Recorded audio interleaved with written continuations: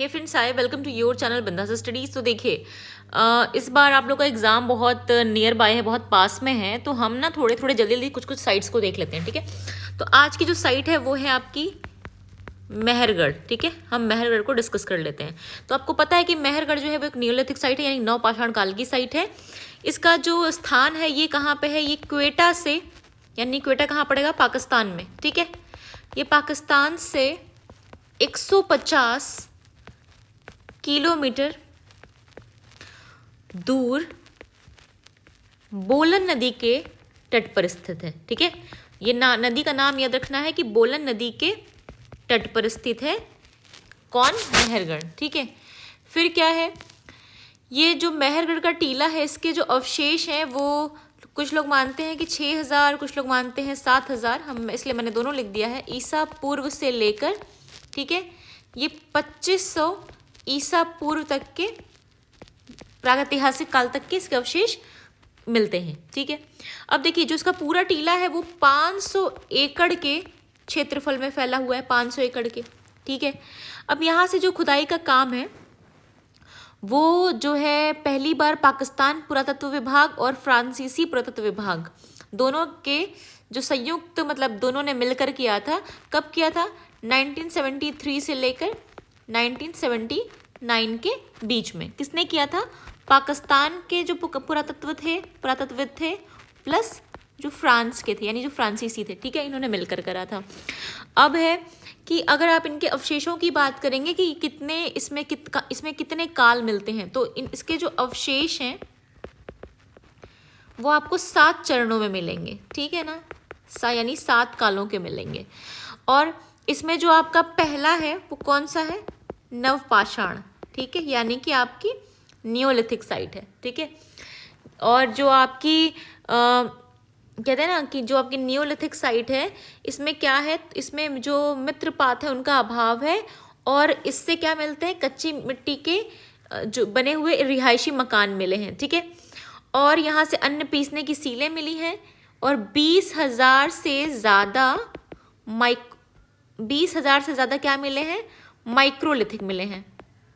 ठीक है, माइक्रोलिथिक या माइक्रोलिथ जो भी बोले वो मिले हुए हैं। ठीक है, अब देखिए यहाँ से आपको क्या जानना है कि जो ये माइक्रोलिथ मिले हैं ये फलक और ज्यामितीय, ठीक है, इसके आधार पे बने हुए हैं। ठीक है, अब देखिए यहाँ से हमें हमें यहाँ से 2 प्रकार के जौ के और गेहूं के एविडेंस मिलते हैं। कितनी प्रकार के, 2 प्रकार की जौ मिलती हैं और गेहूं के एविडेंस मिलते हैं। सबसे पुराने गेहूं और जौ के एविडेंस पूरे भारतीय महाद्वीप में यहीं से मिलते हैं। ठीक है, अगर हम पूछें कि यहाँ पे प्रारंभिक स्तरों में जिनकी हड्डियां मिली हैं, तो जिन गाय भैंसों की, जिन जंगली, मतलब यहाँ से प्रारंभिक स्तर पे जंगली भेड़, बकरी और गाय बैल, इनकी हड्डियां मिली हैं, तो ये अंदाजा लगाया जाता है कि शायद इनका ही शिकार होता था। ठीक है, और बाद के स्तरों को अगर आप देखेंगे तो इन्हीं को पालतू बनाए जाने के प्रमाण भी मिलते हैं। फिर यहाँ पे हिरणों की कई प्रजातियां भी मिलती हैं, ये थोड़ा सा ध्यान दे लीजिएगा। और यहाँ से जानने लायक ये बात है, ये तो पहले टाइम पीरियड से आपको ये सब मिल रहा है, मतलब कुल्हाड़ियाँ वगैरह भी मिल रही हैं।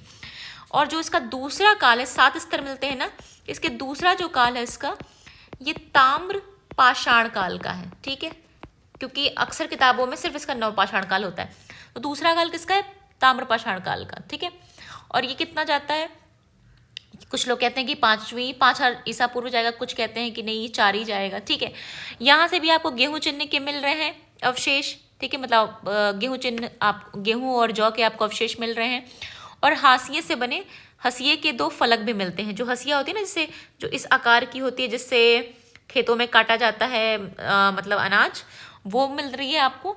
ठीक है, और मकानों के बाहर आपको एक क्षेत्र मिलेगा जहां जले हुए गेहूं और कपास के बीज भी मिलेगा। तो कपास के बीज का भी सबसे पुराना प्रमाण कहाँ से मिल रहा है, मेहरगढ़ से मिल रहा है। ठीक है, और जो है आपको यहाँ ऊपर आपको जंगली भी गाय भैंसे मिल रही हैं और पालतू भी, और यहाँ पे आपको पालतू गाय, भेड़, बकरी, ठीक है, इनके अवशेष मिल रहे हैं। ठीक है, अब क्या, और यहाँ से क्या इंपॉर्टेंट है, अब यहाँ से आपको मन के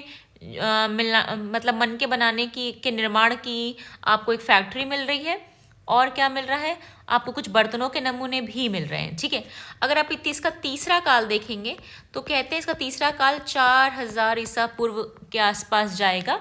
और इस समय क्या हुआ, इस समय कुम्हार का जो चाक पे बर्तन बनते थे ना, कुम्हार के चाक के बर्तन वो मतलब इस टाइम पीरियड में वो बनना शुरू हुए। ठीक है, फिर आपका जो चौथा काल है, ठीक है, ये जाएगा 3500 ईसा पूर्व जाएगा। ठीक है, और यहाँ से क्या मिल रहा है, यहाँ से आपको ज्यामितीय आकार के बर्तन मिल रहे हैं। तो मेहरगढ़ के बारे में इतना ही। हालांकि इस पे मैंने कोई बहुत साफ सुथरा नोट्स नहीं बनाया, लेकिन अगर आप मेरी आवाज़ सुनेंगे तो आपको ये पूरा मेहरगढ़ समझ में आ जाएगा।